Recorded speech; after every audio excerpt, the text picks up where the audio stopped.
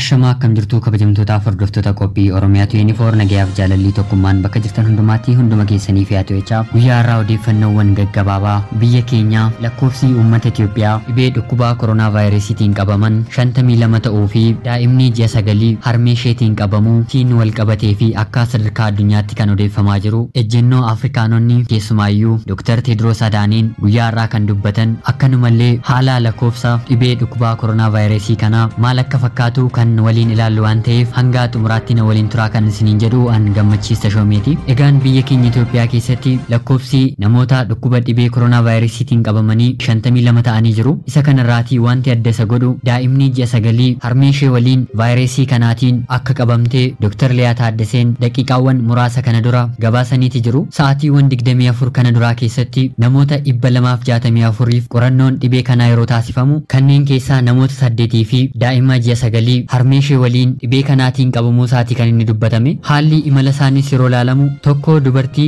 waggaan ishee 25 kan ta'u Taayilaand irraa imaltee kan dhuftee fi bakka yeroof tursiisamuu keessa torbee lamaaf warra turan keessaati. Kan biraa immoo dargaggeessaa waggaa 19 yeroo dhiyoo keessatti imala bakka kamittiyyuu kan hin goonee fi eenyu waliin akka wal tuttuqee kan qoratamaa jiru ta'uu isaatii kan inni gabaafame. Warreen kana keessaa 5 Dubaay irraa gara Itoophiyaa yeroo dhiyoo kanatti kan seenanii fi bakka yeroof tursiisamuu keessaati kan bahanii ta'uusaa. Isheen dubartii waggaa 30 yeroo taatu lammii Eertiraa kan taatee fi yeroo dhiyoo keessatti Ingiliz London irraatii gara magaalaa Finfinneetti akka dhufte seenaan imala ishee ni beeksisa. Egaan akkuma beekamaa jiru bakkeewwan qorannoon adda addaa Finfinneen alatti magaalota biraatti illee babal'achaa akka jiranii fi lakkoofsi namoota qoratamanii kanaan duraarraas kan guyyaa har'aa akka caalu hubachuu ni dandeenya. Kanarratti gaa kan nu hubachiisaa jiru lakkoofsi biyya keenyaa guyyaa guyyaatiin dabalaa waan jiruuf kanaan duratti lubbuun isaanii kan nama lama kan du'ee fi guyyaa har'aa immoo kutaa ICU namni tokko akka seenee maddi kun ammas caqaseetiin jira. Lakkoofsi kun ammas daran gara fuulduraatti waan dabalaa deemuu danda'uuf hundi keenyi bakka jirrutti of eeggannoo cimaa gochuu akka qabnuu fi wantoota dhaabbanni fayyaa addunyaa akka hojiirra oolchinuuf nuuf qoode kana haga qorichisaaf argame yookiin rabbi nu yaadatti bakka jirrutti hundi keenyi hojiirra oolchuun dirqama hunda keenya nuuf haa ta'u. Kanattaan sun odeeffannoo lamaffaatti yeroon isin dabarsu guyyaa har'aa Dr. Tedros Adhanom ibsa baasaniin Afrikaa keessatti yaaliin talaallii hin taasifamu jechuun mormii isaanii dhageessaniiti jiru. Kunis kan ta'uu danda'e guyyoota arfan dura doktoroonni Faransaay lamaan marii TV irratti yeroo gaggeessan yaaliin qoricha kanaa akkuma dhukkuboota biroo Afrikaa keessatti jalqaba akka ta'u miidiyaa biyya isaanii keessatti dabarsanii turanii. Kanarraa ka'uutiin Afrikaanonni hedduun sadarkaa adda addaarra jiran dhimma kana mormaati turanii. Isaan keessaa yeroo darbe kan nuti yaadannu taphattoonni kubbaa miilaa akka sadarkaa addunyaatti beekaman Didier Drogba fi Saamu'eel Eto'oon Afrikaan hantuuta miti kan yaaliin qorichaa irratti taasifamu jechuun mormuu isaaniitiin wal qabatee doktoroota lamaan keessaa tokko yeroo booddee dhiifama gaafatus dhimmi kun akka sadarkaa addunyaatti yeroo ammaa kana dhimma nama dubbachiisu ta'ee haasa'amaati jira. Kanarrattis Dr. Tedros Adhanom jecha doktoroonni kun lamaan waa'ee Afrikaa irratti ilaalcha isaan qaban guutummaa guutuutti mormuun Afrikaa keessatti yaaliin qoricha kamiyyuu kanaan booddee akka hin taasifamnee fi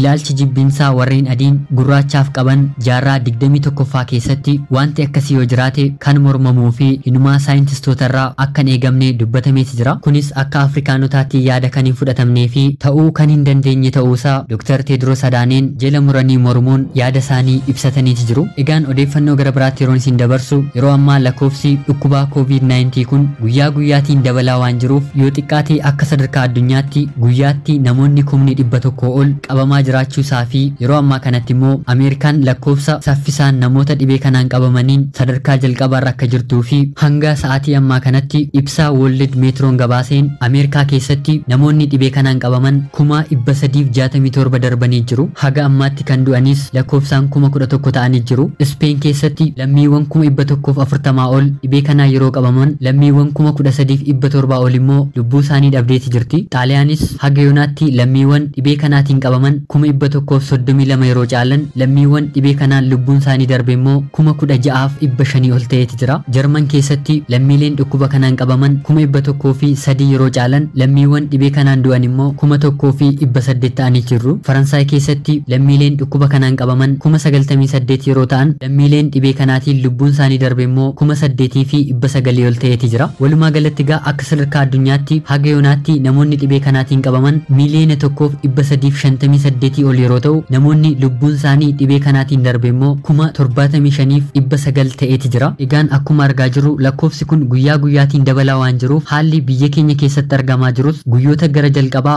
guyyaatti tokko lama sadii je'ee guyyaa har'aa kan lakkaa'ame immoo dhibee kanaatiin namoonni qabaman 9 ta'uusaa armaan duratti isiniif dubbiseen jira. Kunis kan argisiisu lakkoofsi kun guyyaa guyyaatiin dabalaa jiraachuu fi yoo nuti of eeggannoo cimsuutii baanne wantoonni biyyoota gara biraatti ilaalaa jirru kun biyya keenya ga'uunsaa homaa shakkii kan hin qabnedha. Haalli uummata biyya keenya baadiyyaa fi magaala keessatti gadi fageenyaa yeroo hubannu uummanni hedduun isaanii jiruuf jireenya isaanii akka duraatti gaggeeffachaa jiru. Hedduu namootaafis beekaniis haa ta'u wallaalanii wanti beeknu jiraachuu dhabaatus homaa bakka kan laatanii fi bakka tokko tokkotti hin fakkaatu. Bakkeewwan gabaa hiriiraa fi taaksiiwwan adda addaa ammayyuu akkuma duraatti gaggeeffamaati jiru. Haga dandeenyu hundumti keenyi maatii keenya to'achuu yaallu. Kanaan wal qabatee guyyaa kaleessaa soomnii fi saganni akkanumallee kadhannaan amantii hundaa irratti ji'a tokkoof labsameeti jira. Hundi keenyi kanarrattis Waaqayyo furmaata akka nuuf laatuuf akka biyya keenya waliin dhaabbannu kan jedhu ergaa isiniif hin qaba. Akka biyyaatti hojiiwwan adda addaan hojjetamaa jiraatan illee ammayyuu wantoonni garaa nama hin geenye